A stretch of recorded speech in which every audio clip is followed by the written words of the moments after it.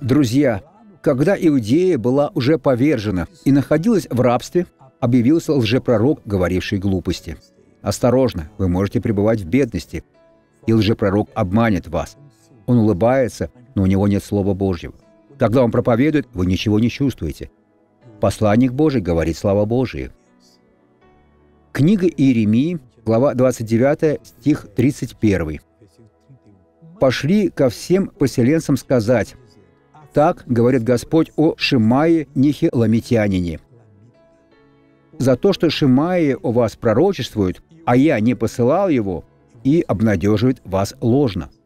Избегайте лжепророков.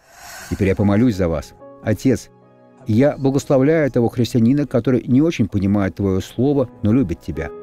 Я приказываю все зло уйди из его веры, из его разума, чтобы он стал теперь мужчиной или женщиной от Бога.